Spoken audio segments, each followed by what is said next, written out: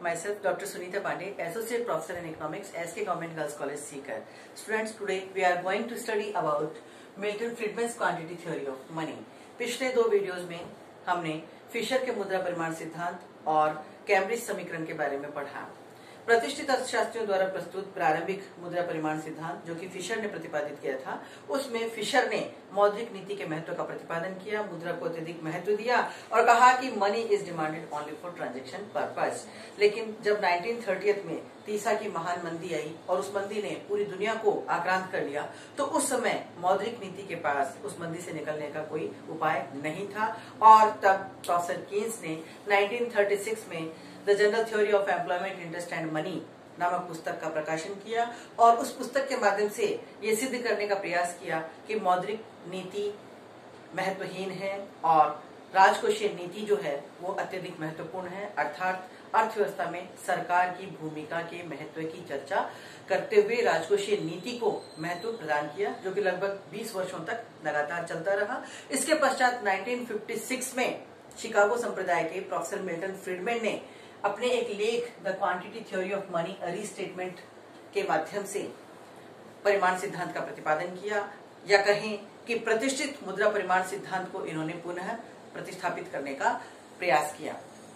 इस सिद्धांत के माध्यम से मिल्टन फ्रीडमैन ने ये बताया कि व्यक्ति जो है वह मुद्रा को एक विलासिता की वस्तु या कहें कि एक परिसंपत्ति के समान मान करके उसे अपने पास में संचित करके रखता है और व्यक्ति के द्वारा जो मुद्रा का संचय किया जाता है ये ठीक उसी प्रकार से होता है जिस प्रकार से उपभोग के क्षेत्र में एक उपभोक्ता ये लक्ष्य लेकर के चलता है कि हाउ टू मैक्सिमाइज यूटिलिटी, उपयोगिता को अधिकतम किस प्रकार से किया जाए। इसके लिए व्यक्ति अपने सीमित साधनों यानी अपने सीमित आय के द्वारा विभिन्न वस्तुओं और सेवाओं का उपभोग इस प्रकार से करता है कि उसको प्राप्त होने वाली उपयोगिता अधिकतम हो जाए। इसी तरह से अर्थव्यवस्था में एक व्यक्ति मुद्रा का संचय इस प्रकार से करता है कि उस मुद्रा के द्वारा उसे मिलने वाली उपयोगिता अधिकतम हो जाए। इसके लिए उसके द्वारा जो मुद्रा मांगी जाती है, ये मुद्रा की जो मांग है इसे निर्धारित करने वाले कुछ प्रमुख चर बताए गए हैं, जिनमें सबसे पहले आ जाती है कीमतें।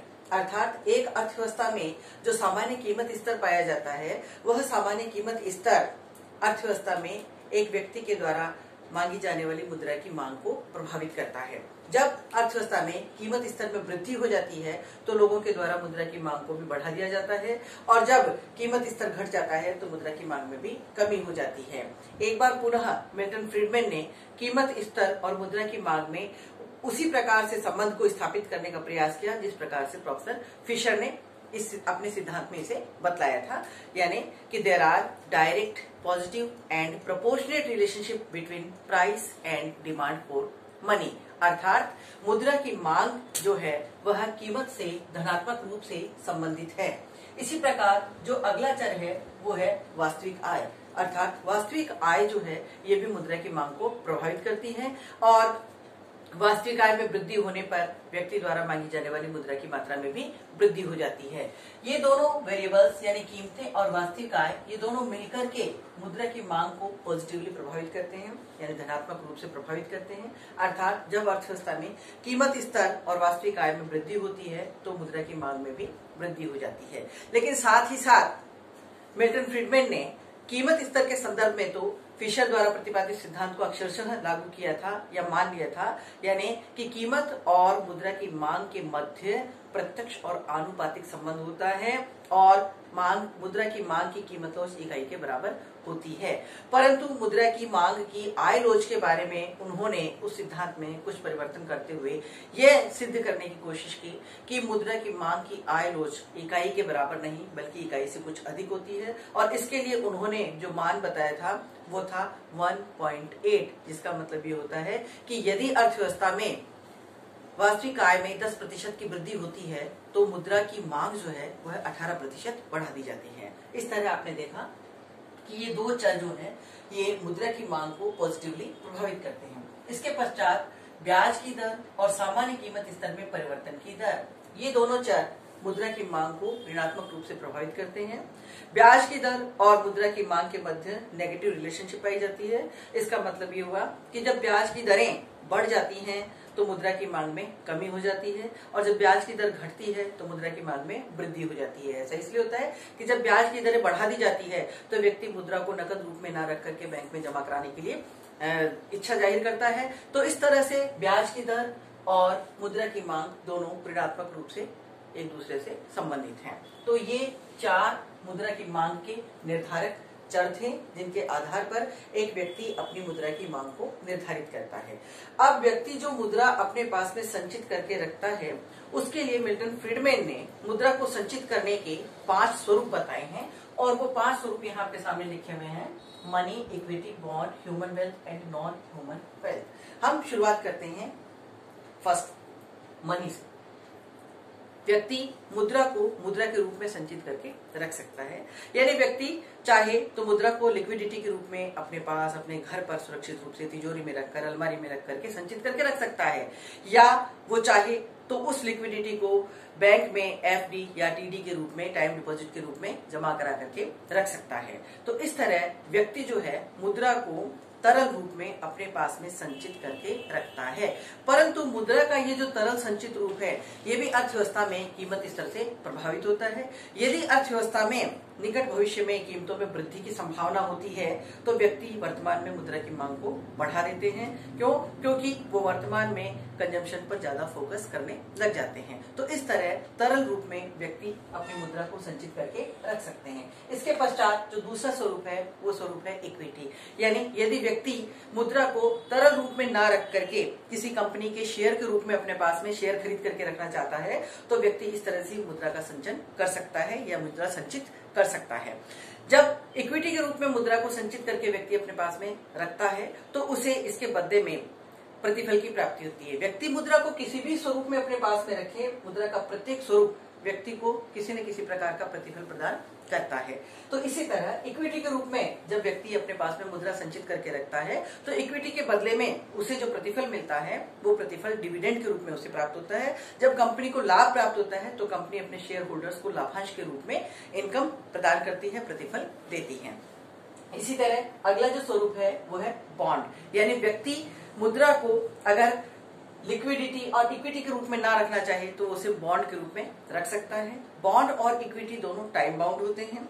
बॉन्ड के बदले में एक संपत्ति धारक को या कहें कि मुद्रा संचित करने वाले व्यक्ति को ब्याज के रूप में प्रतिफल की प्राप्ति होती है, और एक पर्टिकुलर टाइम पीरियड के लिए ये बॉन्ड जारी किया जाता है।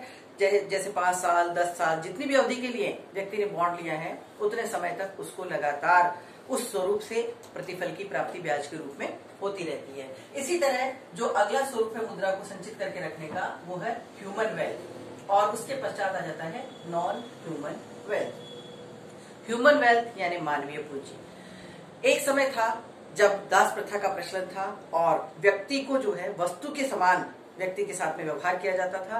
दासों को बाजार में जानवरों की तरह खरीदा और बेचा जाता था। लेकिन वर्तमान समय में क्योंकि दास प्रथा बिल्कुल समाप्त हो चुकी है, इसलिए मानवीय पूंजी को दास के रूप में ना रख करके वर्तमान संदर्भ में इस ह्यूमन वेल्थ की जो डेफिनेशन है बिल्कुल चेंज हो गई है। और आज हम मानवीय पूंजी के रूप में जिस चीज का अध्ययन करते हैं वो है कि व्यक्ति एजुकेशन पर जो व्यय करता है, व्यक्ति अपनी दक्षता को उन्नयन करने के लिए, अपने कौशल को बढ़ाने के लिए जो पैसा खर्च करता है, जैसे किसी ने पीएचडी की डिग्री ले ली, किसी ने बीटेक कर लिया, किसी ने एमबीबीएस कर लिया, तो इस तरह जो पैसा व्यक्ति अपनी एजुकेशन पर खर्च करता है अपनी कुशलता को बढ़ाने के लिए, वो मानव पूंजी निर्माण या कहें कि मानवीय संपत्ति के रूप में, ह्यूमन वेल्थ के रूप में देखा जाता है। इसी तरह नॉन ह्यूमन वेल्थ के रूप में भी व्यक्ति जो है मुद्रा को संचित करके रख सकता है। नॉन ह्यूमन वेल्थ में भूमि, जेवरात, सोना, चांदी, ये सारी चीजें आ जाती है। बॉन्ड, शेयर, भूमि, धन, ये सारी चीजें जो है ये व्यक्ति की नॉन ह्यूमन वेल्थ कही जाती है। तो इस प्रकार इन 5 स्वरूपों में से किसी भी स्वरूप में व्यक्ति मुद्रा को संचित करके रख सकता है। ये 5 स्वरूप जो हैं ये एक दूसरे के स्थान पर प्रतिस्थापित किए जा सकते हैं। कहने का अभिप्राय ये है कि व्यक्ति जब भी चाहे इक्विटी को मनी के रूप में, मनी को इक्विटी या बॉन्ड के रूप में, बॉन्ड को मनी के रूप में, या कह सकते हैं कि मनी को ह्यूमन वेल्थ और नॉन ह्यूमन वेल्थ के रूप में कन्वर्ट कर सकता है। अर्थात व्यक्ति इन 5 स्वरूपों में जब मुद्रा को संचित करके रखता है तो मुद्रा का कोई सा भी स्वरूप इंटरचेंजेबल होता है, उसे आपस में एक दूसरे के रूप में परिवर्तित किया जा सकता है। लेकिन हाँ, जो ह्यूमन वेल्थ है इसे आसानी से नॉन ह्यूमन वेल्थ या अन्य स्वरूपों में बदलना संभव नहीं है। अब इन 5 स्वरूपों में जब व्यक्ति अपने पास में मुद्रा को संचित करके रखता है तो इसके पश्चात मिल्टन फ्रीडमैन ने जो मुद्रा का मांग फलन हमारे सामने प्रस्तुत किया है, हम उस पर फोकस करते हैं। मुद्रा के मांग फलन के रूप में जो समीकरण फ्रीडमैन ने दिया है वो इस प्रकार से है, m is equal to function p rb minus 1/rb drb/dt semicolon re plus 1/p dp/dt minus 1/re dre/dt 1/p dp/dt, w, y/r, mu. ये मिल्टन फ्रीडमैन के द्वारा प्रतिपादित मुद्रा का मांग फलन है। इस मांग फलन में जो चर इस्तेमाल किए गए हैं उन चरों का मतलब हम समझ लेते हैं। सबसे पहले P यानी जनरल प्राइस लेवल को लिया गया है, सामान्य कीमत स्तर को लिया गया है, और सामान्य कीमत स्तर जो है ये प्रत्येक परिसंपत्ति की वास्तविक आय को प्रभावित करता है। इसके पश्चात RB और RE। RB जो है यह बॉन्ड पर मिलने वाले प्रतिफल को प्रदर्शित करता है, RE जो है इक्विटी पर मिलने वाले प्रतिफलों को प्रदर्शित करता है। इसी तरह से 1/p dp/dt ये सामान्य कीमत स्तर में जो परिवर्तन होता है उसके अनुपात को, या कहें कि भौतिक वस्तुओं पर प्राप्त होने वाली द्रव्य आय को प्रदर्शित करता है। इसके पश्चात जो W दिया हुआ है, इस W का मतलब ये है कि गैर मानवीय संपत्ति और मानवीय संपत्ति के द्वारा जो भी आय प्राप्त होती है ये W उसके अनुपात को प्रदर्शित करता है। इसके बाद y/r ये व्यक्ति की कुल भौतिक संपत्ति को प्रदर्शित करता है, और y जो है इसमें मुद्रा के स्टॉक और भौतिकत पूंजीगत वस्तुओं द्वारा प्राप्त होने वाली इम्प्लिसिट इनकम को यानी अस्पष्ट आय को प्रदर्शित किया जाता है। म्यू जो है ये उपयोगिता फलन को बताता है, या कहें कि उपयोगिता को निर्धारित करने वाले उन अन्य समस्त चरों को बताता है जो कि एक संपत्ति धारी की प्राथमिकता को निर्धारित करते हैं, यानी मुद्रा को संचित करने की जो प्रायोरिटी तय करता है व्यक्ति इन स्वरूपों के अलावा उसको प्रदर्शित करता है। तो इस तरह से आपने देखा कि मिल्टन फ्रीडमैन ने प्रारंभ में जो समीकरण दिया है, इस समीकरण में कुछ दुर्वह चर शामिल किए गए हैं। इसका मतलब कि थोड़ा सा टिपिकल मैथमेटिकल इक्वेशंस यहाँ पर प्रयुक्त की गई है। आगामी समीकरण में मिल्टन फ्रीडमैन ने इन समीकरणों से ये जो दुर्वह चर हैं इनको हटाते हुए केवल RB और RE को प्रयुक्त करते हुए नया समीकरण प्रस्तुत किया गया है मिल्टन फ्रीडमैन के द्वारा, जो इस तरह से है, m is equal to function P RB RE 1/p dp/dt w y and mu, equation number 2। अब यहाँ देखिए कि समीकरण 1 में कीमतों और कुल संपत्ति के द्रव्य y में इस प्रकार से प्रथम डिग्री समरूपी फलन है। प्रथम डिग्री समरूपी फलन का मतलब ये होता है कि जैसे कीमत और द्रव्य आय इन दोनों को लिया है कि कीमत और जो मुद्रा की मांगी जाने वाली मात्रा है इन दोनों के मध्य जो लोच है वो इकाई के बराबर होती है, इनके मध्य आनुपातिक संबंध पाया जाता है। यहाँ पर इसे हम इस प्रकार से भी लिख सकते हैं रेखिक समरूपी फलन को कि lambda m is equal to function lambda p RB RE 1/p dp/dt w lambda y and mu, equation number 3। यदि हम इस समीकरण में लैम्डा के स्थान पर 1/p प्रयुक्त करें तो समीकरण परिवर्तित होकर के m/p is equal to function RB RE 1/p dp/dt w y/p and mu के रूप में, इक्वेशन नंबर 4 के रूप में हमें प्राप्त होता है। इसी तरह यदि हम lambda is equal to 1/p के स्थान पर 1/y प्रयुक्त करते हैं तो समीकरण परिवर्तित होकर के m/y is equal to function p/y RB RE 1/p dp/dt w and mu के रूप में, इक्वेशन नंबर 5 के रूप में हमारे सामने प्रस्तुत होता है।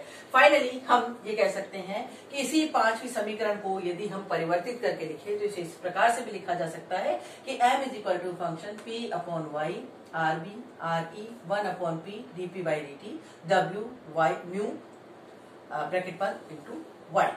तो इस तरह से ये जो फाइनली 6th इक्वेशन है ये संपत्ति धारियों की मुद्रा की मांग को प्रदर्शित करता है। तो इस तरह आपने देखा कि मिल्टन फ्रीडमैन ने एक बार पुनः मौद्रिक नीति के महत्व को प्रतिपादित करते हुए प्रतिष्ठित अर्थशास्त्रियों के द्वारा जो मुद्रा परिमाण सिद्धांत प्रस्तुत किया गया था उसे आगे बढ़ाने का प्रयास किया है।